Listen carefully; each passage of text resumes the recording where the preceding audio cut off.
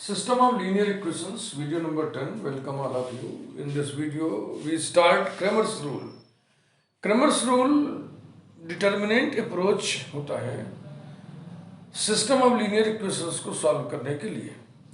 अब देखो जहाँ डिटर्मिनेंट इन्वॉल्व हो गया तो वहाँ पर अब एक चीज़ पर हमें फोकस करना होगा कि number of rose number of columns बराबर होगा ना.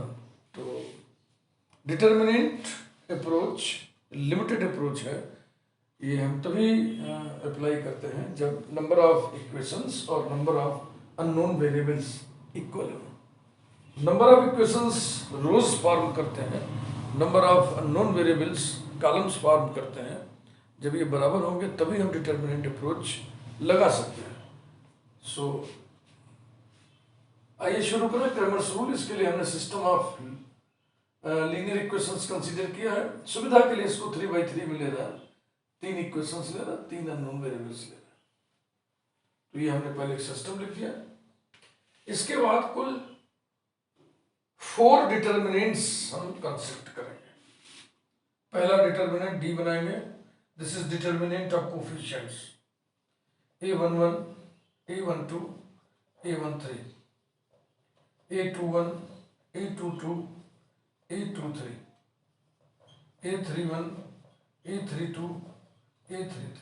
ये इसके बाद हम डिटर्मिनेंट फॉर्म करेंगे d1. अभी क्या करना है, d में पहले कॉलम को बदल देना है. पहले कॉलम की जगह ये कॉलम कर देना है. तो मैं कलरिंग का इस्तेमाल कर ले रहा हूं. पहले कॉलम में हमें लिख देना है b1, b2, b3. Bakiya 2 columns as it is a12, a22, a32, a13, a23, a33. ये इसको कैलकुलेट कर लेंगे. Next d2. d2 is determinant d in which second column is replaced by this column. First column as it is a11, a21, a31. Second column की जगह पे हम लिख देंगे b1, b2, b3. और third column as it is a13, a23, a33. इसी प्रकार से एक डिटर्मिनेंट और हम बनाएंगे, डिटर्मिनेंट d3. ये d ही रहेगा. इसमें थर्ड कॉलम हम बदल देंगे. पहला दूसरा जो कहते हो a11, a21, a31, a12, a22, a32. और थर्ड कॉलम की जगह पे हम लिख देंगे b1, b2, b3. ये 4 डिटर्मिनेंट्स पहले हम कैलकुलेट करते हैं. इसके बाद फिर कंडीशंस की बात करेंगे कि किन किन परिस्थितियों में क्या क्या होगा.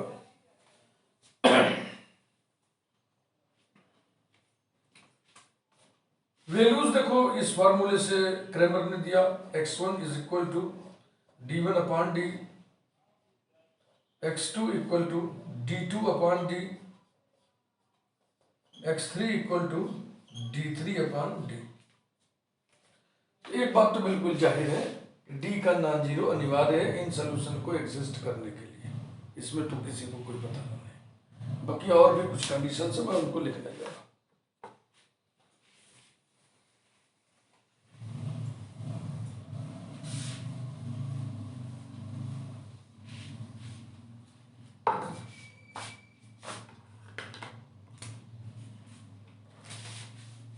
Number 1, when d not equal to 0,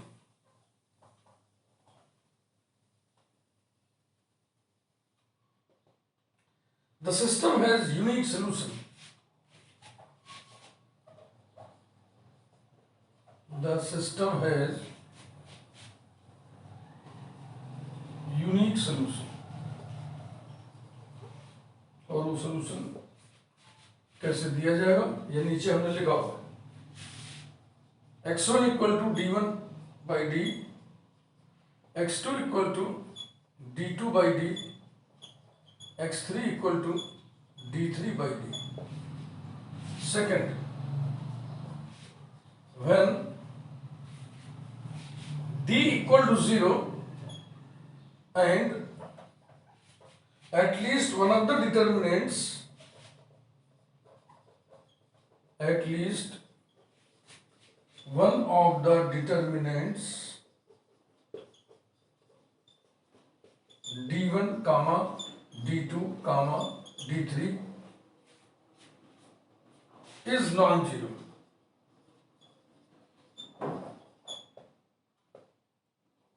ये इतना डी जीरो हो और D1, D2, D3 में कम से कम एक non zero,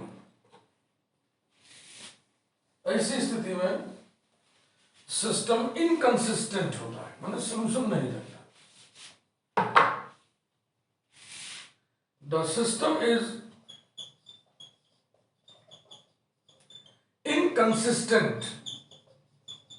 inconsistent, having no solution.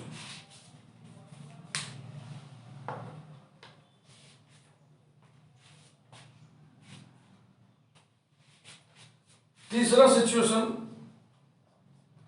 D भी जीरो हो और D1, D2, D3 में भी सारे zero, when D equal to 0 and D1 equal to D2 equal to D3 all equal to 0. इस केस में सिस्टम के पास इनफाइनाइट नंबर ऑफ सॉल्यूशंस होंगे। द सिस्टम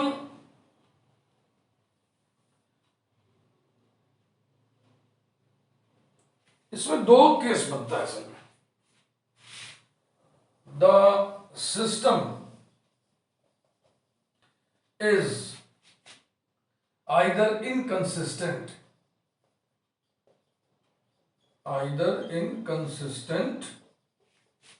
or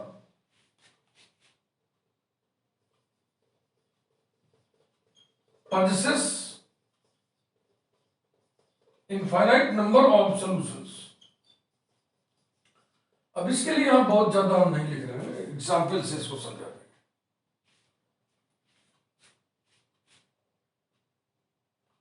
अलग से लिख लीजिए एक बात जो आप जानते हैं मैट्रिक्स वाली व्यवस्था में भी, in the case of infinite number of solutions, in the case of infinite number of solutions n-r solutions will be independent,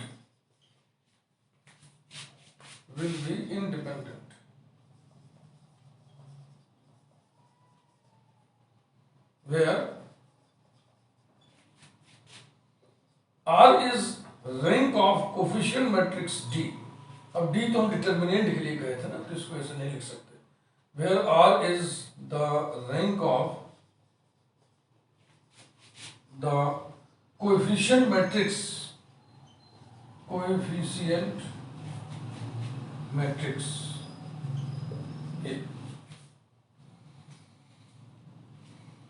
यही है क्रैमर का नियम, ये सब आपको जानना चाहिए।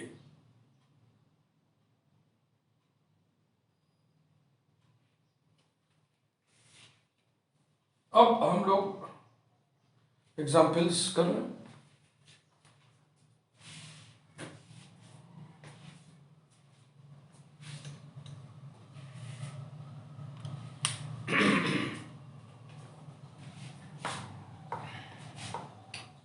एक केस, दो केस और ये दो केस है, चार एग्जाम्पल्स हमको करने। चार एग्जाम्पल्स को करने में अब टाइम तो लगेगा ही,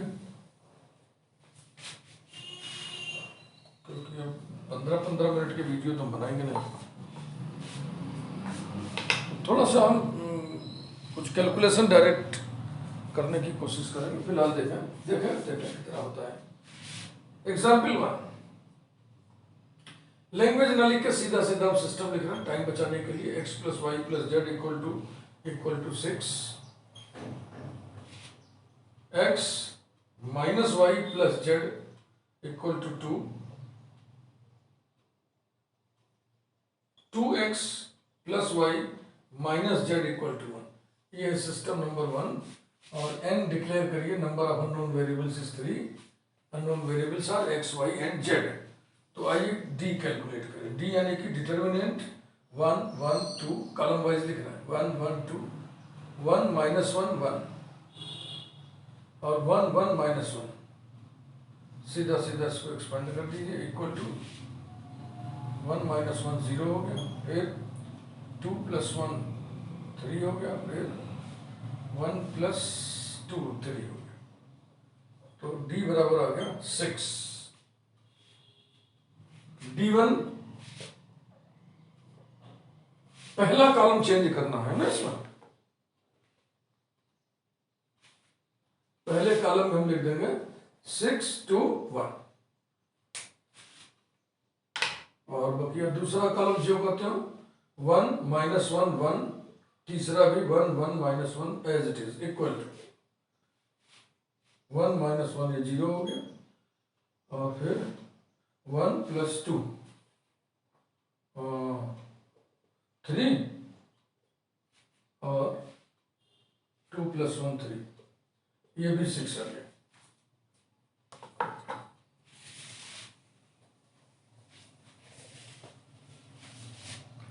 ठीक है, तेजी से काम हो रहा है। d2 इक्वल टू पहला कॉलम 1 1 2 और दूसरा कॉलम ये लिखेंगे 6 2 1, ये वाला 6 2 1, और तीसरा कॉलम वही रहेगा 1 1 माइनस 1, इसे एक्सपेंड करिए, equals to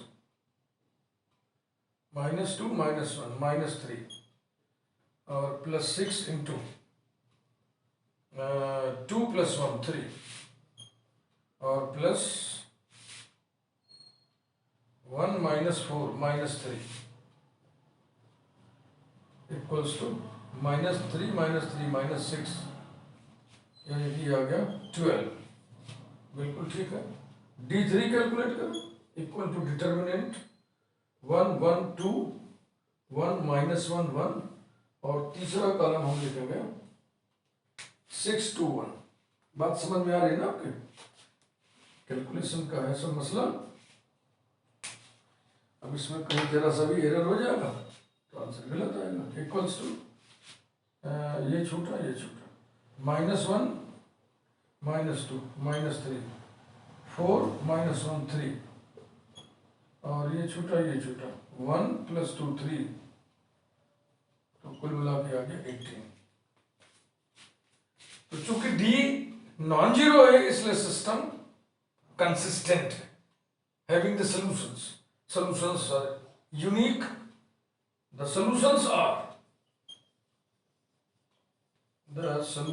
are x equal to d1 upon d equal to 6 upon 6 equal to 1, y equal to d2 upon d equals to 12 upon 6 equal to 2, z equal to d3 upon d equals to 18 upon 6 equals to 3। अब आइए हम लोग देखें example number 2। ठीक, बहुत तेजी से खींच दिया गया।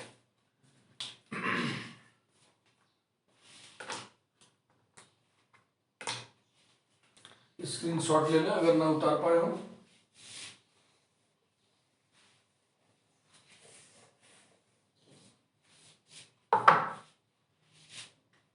एग्जाम्पल 2 देखिए, x plus y plus z equal to -3, 3x plus y minus 2z equal to -2, 2x plus 4y plus 7z equal to 7। System number 1, number of unknown variable is 3. Let us calculate first of all d equal to determinant 1 3 2 1 3 2 1 1 4 और 1 minus 2 7 equals to 7 plus 8 15 minus 4 और minus हो जाएगा -25 plus 10 equals to 0। तो ये हो गया d equal to 0। अब case second या केस थर्ड होगा।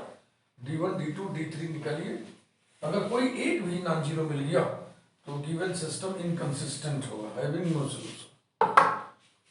तो D1 कैलकुलेट करिए। D1 इक्वल टू डिटर्मिनेंट, पहला कॉलम आप चेंज करोगे इससे, तो पहले कॉलम की जगह हमने लिख दिया -3 -2 7, दूसरा कॉलम तीसरा कॉलम ज्यों का त्यों 1 4 1 1 4 1 1 4 1 -2 7 1 -2 7, ठीक है ना।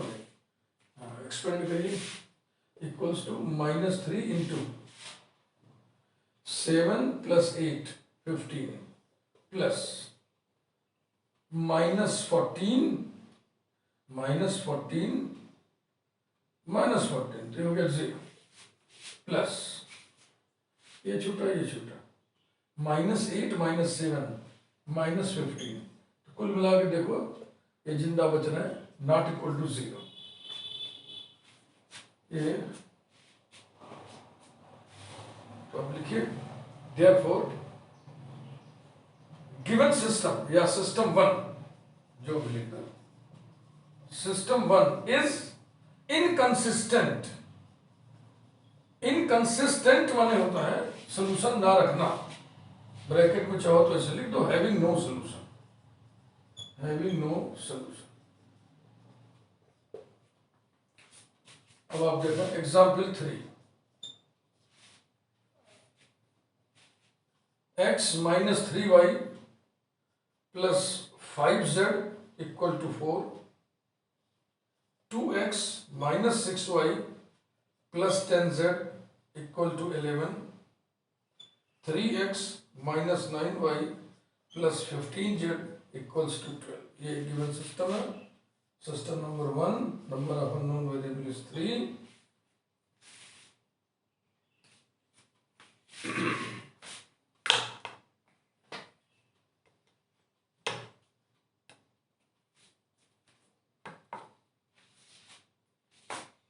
शुरू करते हैं।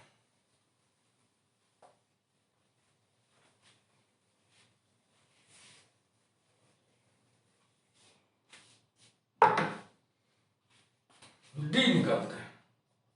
D equal to determinant 1 2 3 -3 -6 -9 5 10 15। ये अब अगर -3 इससे हम कॉमन निकाल रहे हैं तो ये भी हो जाएगा 1 2 3, तो दो कॉलम बराबर हो जाएगा, यानी कि इसकी वैल्यू हो गई 0। अब हम निकालने जा रहे हैं D1। D1 equal to determinant, पहला कॉलम बदल देंगे, पहला कॉलम हम कर देंगे 4 11 12, बकिया दूसरा कॉलम एज इट इज -3 -6 -9, और तीसरा कॉलम भी एज इट इज 5 10 15। इसकी वैल्यू 0 लिख देना, क्योंकि इसमें से -3 निकाल लो तो ये 1 2 3 हो जाएगा, इसमें से 5 कॉमन ले लो तो ये भी 1 2 3 हो जाएगा, तो दो कॉलम एक जैसे हो जाएंगे, तो इसलिए इसकी वैल्यू 0 हो जाएगी। इसके बाद D2 इक्वल टू डिटर्मिनेंट 1 2 3। अब की बात सेकेंड कॉलम में हम लिखेंगे 4 11 12, और थर्ड कॉलम वही रहेगा एज इट इज 5 10 15। तो इसकी वैल्यू भी धड़ाक से 0 लिखिए, क्योंकि इस कॉलम में से 5 कॉमन लेने पर ये 1 2 3 हो जाएगा, इस जैसा हो जाएगा। दो कॉलम जब एक जैसे हो जाए तो वैल्यू 0 होती है। और D3 equal to 1 2 3 -3 -6 -9, third column हम रिप्लेस कर देंगे किससे, 4 11 12 से, 4 11 12 से। यहां भी वही चीज है, सेकंड कॉलम से -3 कॉमन ले लेंगे तो ये 1 2 3 हो जाएगा, 1 2 3 के साथ इसकी वैल्यू हो गई 0। तो जब सबके सब 0 आ जाए, डी भी D1 भी D2 भी D3 भी, तब या तो सिस्टम इनकंसिस्टेंट होगा या तो इसके पास इनफाइनाइट नंबर ऑफ सॉल्यूशंस होगा। ये हमें पता चलेगा अब आगे वर्कआउट करके। वर्कआउट क्या करते हैं, इसको हम एक्स और वाई में इक्वेशन बना लेते हैं, सिस्टम बना लेते हैं। जेड को हम जेड ही रहने देते हैं, या जेड को कोई आर्बिट्रेरी वैल्यू हमें साइन कर देते हैं। तो देखो हम आगे बढ़ रहे हैं कैसे क्या करना है। Putting z equal to h, h is arbitrary real number, v है। अब ये सिस्टम कैसा हो जाएगा, ये हो जाएगा x minus 3y equals to 4 minus 5h, z की जगह h, 2x minus 6y equal to 11 minus 10h, and last में 3x minus 9y equal to 12 minus 15h। अब ये सिस्टम हो गया नंबर 2। अब आप फिलहाल इनको सॉल्व करना है, यानी सोल्यूशन अगर निकले तो तीनों को संतुष्ट करे, वही तो सिस्टम का सोल्यूशन होगा। तो अगर निकल गया तो निकल गया, और नहीं निकलेगा तो इनकंसिस्टेंसी हो गई। तो इसमें आप गौर से देखिए पहले इक्वेशन को, और फिर आप देखिए दूसरे इक्वेशन को। यदि आप पहले इक्वेशन में दूसरा 2 से गुणा कर दें तो दूसरा इक्वेशन मिल जाएगा कि नहीं। इसका मतलब कि ये पैरेलल लाइंस के इक्वेशंस हैं। अगर ये पैरेलल लाइंस के इक्वेशन थे तो ये दोनों इंटरसेक्ट करेंगे नहीं ना, इसका मतलब इनके बीच में कोई पॉइंट कॉमन नहीं होगा। Means these two equations have no solution. ऐसी कोई भी दो ले लोगे आप, देखो इसको लेने से ये 3 गुना है इसका, और ये भी प्रोपोर्शन में देखो 2/3 इक्वल टू -6/-9। तो अब इसको ढंग से मैं लिख दे रहा हूं, समझा दिया मैंने आपको।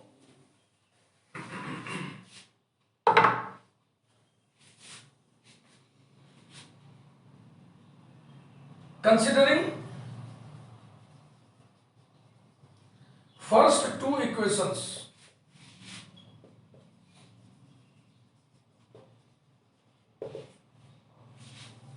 x minus 3y equal to constant 4 minus 5h, 2x minus 6y equal to constant 11 minus 10h, ठीक। अब आप लिखें these represent two parallel lines, these represent two parallel lines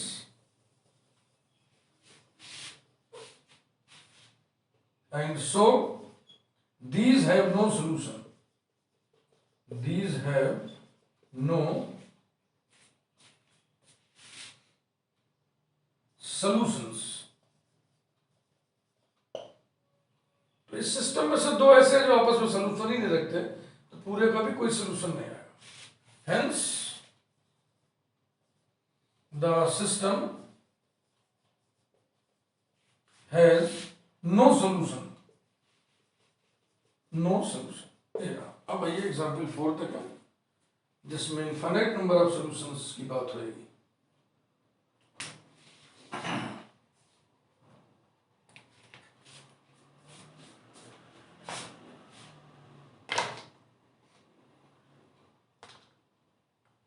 इधर लिख दे रहा हूं इस साइड में। Example 4, x plus y plus z equal to 1, x plus 2y plus 4z equal to 1, x plus 4y plus 10z equals to 1। System number 1, number of unknown variable is 3। Calculation start करिए। इधर आप लोग पहले देख लें, इसको उतार पाए ठीक नहीं, स्क्रीनशॉट लेके काम चलाएं। d इक्वल टू 1 1 1 1 2 4, 1 2 का 4 और 1 4 का 10, इसको आप एक्सपेंड करिए। Equal to 4 minus 6 plus 2 equal to 0।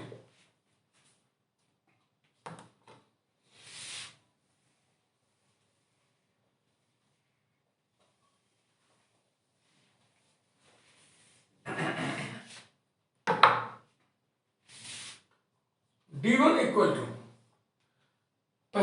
Columns change करना है। तो पहले कॉलम को हम चेंज कर दे रहे हैं। पहले कॉलम में क्या लिखोगे? 1 1 1। पहले भी तो 1 1 1 था, तो इससे कंफ्यूज ना करिएगा। अब ये वाला कॉलम हो गया ना। दूसरा 1 2 4, तीसरा 1 4 10। तो कुल मिला के ये डिटर्मिनेंट यही है, इसलिए इसकी वैल्यू कितनी लिखना? Direct 0।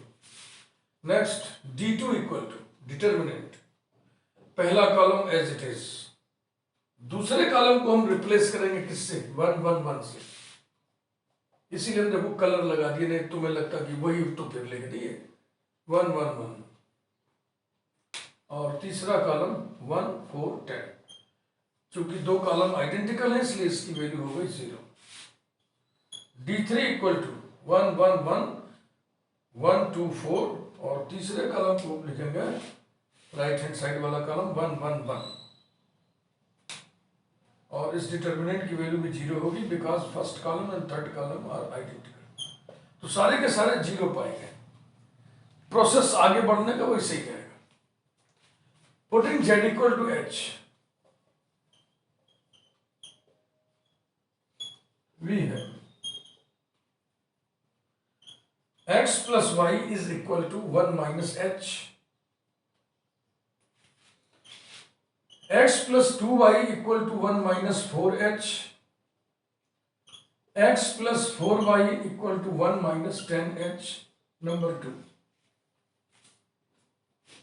Considering first two equations,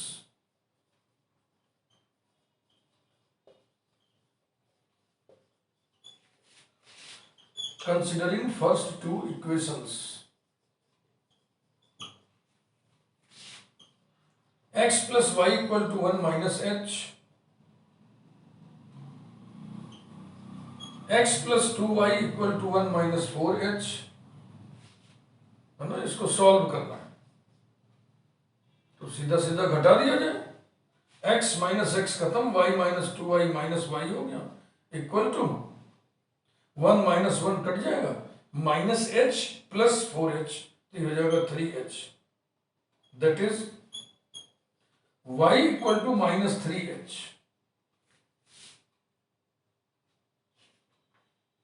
ठीक है ना। और x निकाल लीजिए, and x equal to 1 minus h minus y, यहां से equals to 1 minus h minus y, यानी कि plus 3h, equal to 1 plus 2h। ये वैल्यूज तीसरे इक्वेशन को संतुष्ट करते हैं कि नहीं? ये अगर ये वैल्यूज तीसरे इक्वेशन को संतुष्ट करेंगे तो पूरे सिस्टम का सॉल्यूशन से माना जाएगा, नहीं तो नहीं माना जाएगा। तो आइए चेक कर लें। Putting x equal to 1 plus 2h, y equal to minus 3h in third equation of 2, in third equation of 2, we have x plus 4y, 1 plus 2h plus 4 into y minus 3h equals to 1 minus 10h. Implies that, यहाँ देख लो 1 और 2h minus 12h minus 10h, 1 minus 10h equal to 1 minus 10h। Satisfy कर दिया। इसका मतलब x और y की जो वैल्यू ये है, ये पूरे सिस्टम का सोल्यूशन है। Therefore x equal to 1 plus 2h, y equal to minus 3h are solutions of the system 2। तो सिस्टम 2 कंसिस्टेंट निकला, सॉल्यूशंस रखने वाला निकला। यहाँ पे देखो हमसे गलती हो गई है, z लिख दिया हमने, इसको आप h कर लो, z बराबर h। तो अब पूरे सिस्टम का सॉल्यूशन क्या होगा? x और y लिखा ही हुआ है, z बराबर h उसमें और रखना है। लास्ट में हम लिखने जा रहे हैं, finally we have the solution. Hence the solutions of the system 1 are x equal to 1 plus 2h, y equal to minus 3h, z equal to h, where h belongs to capital R, means h is arbitrary real number. h की हम कोई भी value यहाँ पे रख सकते हैं। तो हमें कितने सॉल्यूशंस मिल गए? Infinite number of solutions. ये था क्रैमर्स रूल, जो मैंने आपको कम से कम समय में पूरी बातें समझा दी, सारे केसेस बता दिए, 4 एग्जाम्पल्स बता दिए। इसे आप जानिए, क्योंकि कहीं पर हमें यदि लगता है कि डिटर्मिनेंट अप्रोच हम लगा दें तो हमारा समय बचेगा, तो हम लगा सकते हैं, लगा देंगे, ठीक है ना। और जहाँ पर हमें लगेगा कि नहीं मैट्रिक्स अप्रोच ही लगाओ, नहीं तो मामला गड़बड़ा जाएगा, तो हम मैट्रिक्स अप्रोच लगाएंगे। और डिटर्मिनेंट अप्रोच तो वैसे ही लिमिटेड अप्रोच है, क्योंकि ये तभी लगेगा जब number of equations and number of unknown variables equal हो, अदरवाइज हमें मजबूरी में मैट्रिक्स अप्रोच ही लगाना पड़ेगा। वीडियो को लाइक करिए, थैंक यू वेरी मच। ये प्लेलिस्ट यहीं पे हम पूरा करते हैं, system of linear equations, okay. Matrix में इसके आगे eigen values and eigen vectors का अध्ययन किया जाता है। इसके लिए आपको अलग से प्लेलिस्ट देखनी पड़ेगी। और एक बार फिर से हम आप सभी का वेलकम करते हैं, और मैं योगेंद्र बहादुर सिंह फ्रॉम KNIPSS सुल्तानपुर ये अपील करते हैं कि आप हमारे इस मिशन से, जिस मिशन का नाम हमने रखा हुआ है 13 तुझको अर्पण, औरों को भी जोड़ने की आप कोशिश करें। Thank you very much.